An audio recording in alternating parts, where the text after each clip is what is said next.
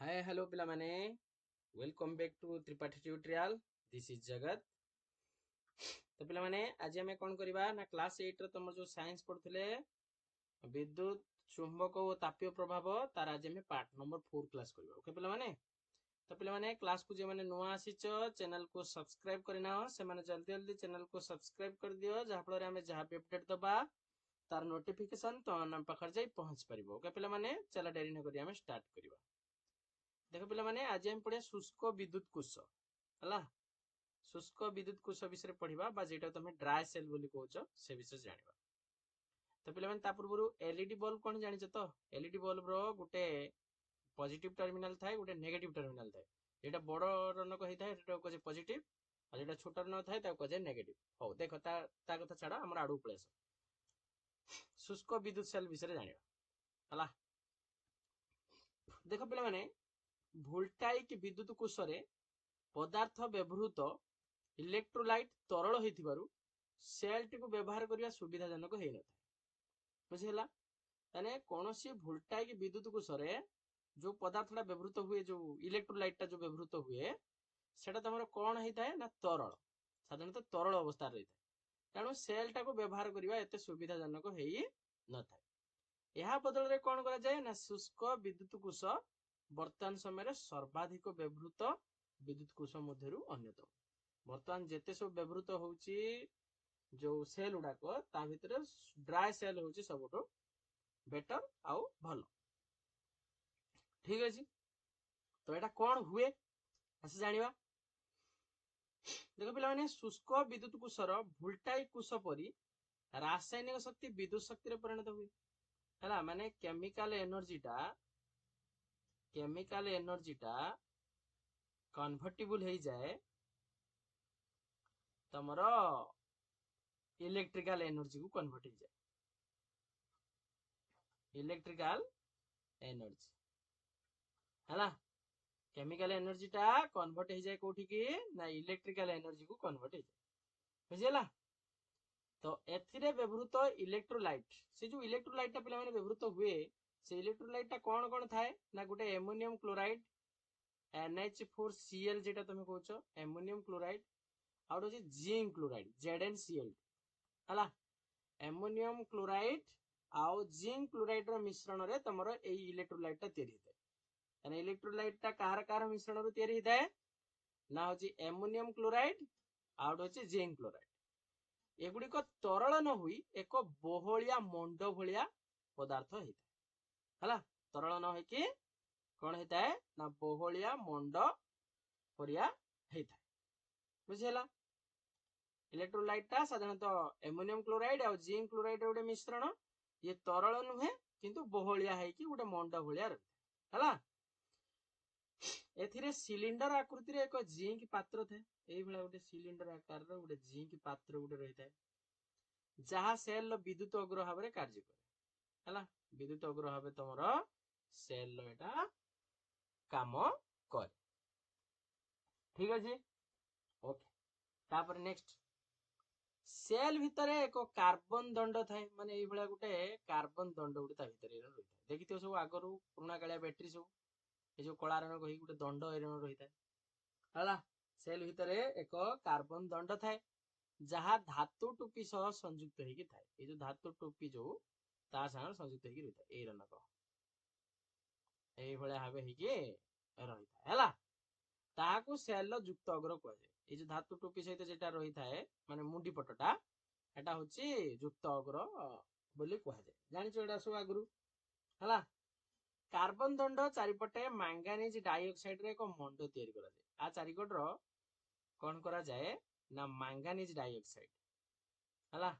Manganese dioxide MnO2 रो गोटे मंड आ चारिपटर दिया जाए हला। माने गोटे पिलर टाइप रो गोटे करा जाए मैंगानीज डाइऑक्साइड रो गोटे मंड गोटे दिया जाए ठीक अछि।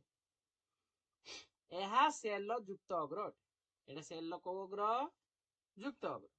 सेल भितरे इलेक्ट्रोलाइट रु जल बाष्पीकरण न हेबा पई व्यवस्था थाए हला। सेल भितरे जेन इलेक्ट्रोलाइट रु जल गुड़ाक जेन बाष्पीभूत न हबो सेथि पई ता पई गोटे माने प्रोसीजर रखा थाए ठीक अछि।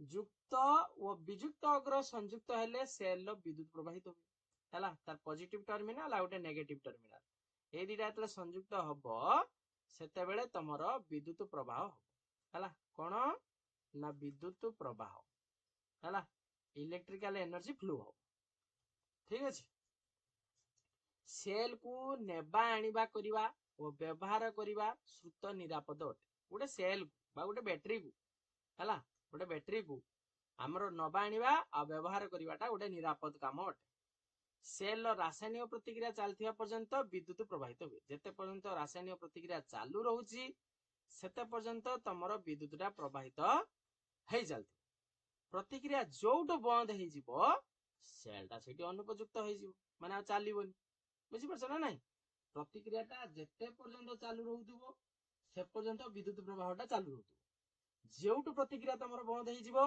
सेलटा सेउटो तमरो अकाम हेइ जिवो माने अनुपयुक्त हेइ जिवो साधारणतः बैटरीटा सरी जेतले ता फेंगी दउचे हम बुझिला तो एग्जांपल दे देबो टॉर्च लाइट रे लागुथबा जो बैटरी कांथ घंटा रे लागुथबा बैटरी रिमोट रे लागुथबा बैटरी एउडा सब व्यवहार करा जाए तम शुष्क सेल हला शुष्क सेल व्यवहार करा जाए ठीक अछि गोटे कथा पिला माने एटी नोट करी मन रखिबो जे दुई बा तहिरु अधिक शुष्क कुशर संयोग रे गोटे बैटरी गठित होइताए माने धरि ना जाऊ एटा गोटे होची सेल आउ गोटे सेल एठी गोटे रहला हला ता माने एकाधिक सेल रो संयोग रे एकाधिक सेल रो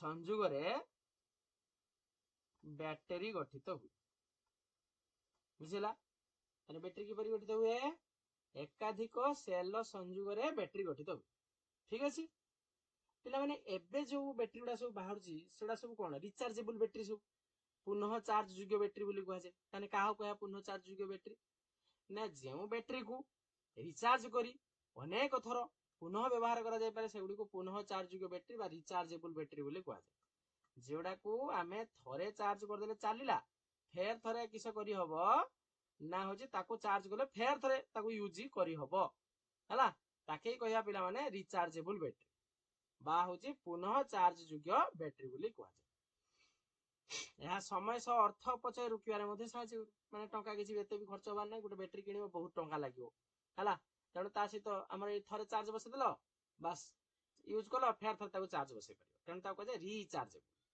चार्ज करिवा ता माने रिचार्ज करिवा हला आउ थरे ताको चार्ज करिवा और एग्जांपल दे देबो फोन रे व्यवहृत बैटरी लैपटॉप रे व्यवहृत बैटरी आउ आजिकल जो सब ये वाला बैटरी सब माने टॉर्च जो बाहर छी से थरे लागुथा बैटरी एउडा सब एग्जांपल प्राय समस्त उपकरण रे लिथियम आयन बैटरी पुनः चार्ज योग्य बैटरी रे व्यवहृत होची को आयन ना लिथियम आयन युक्त बैटरी हला लिथियम आयन युक्त बैटरी सेथिरे तमरो रिचार्जेबल बैटरी को व्यवहार करा होची हला रिचार्जेबल बैटरी को व्यवहार करा होची जानेला तो पिला माने ये थिला तमरो संपूर्ण अध्याय हला मात्र 4टी क्लास तक सारले ओके चैनल को जे माने पिला माने नो आछो चैनल को टिके शेयर करो सब्सक्राइब करो और लाइक करो आ एमते वीडियो देखा पई हम चैनल रो बेल आइकन को प्रेस करके रखिता ओके पिला माने till then bye bye next class रो पुणी नुवा चैप्टर नै के आसीबा नोट्स नै के हला तापर आ विषय पढिबा ठीक अछि पिला माने आज पई एति थाओ।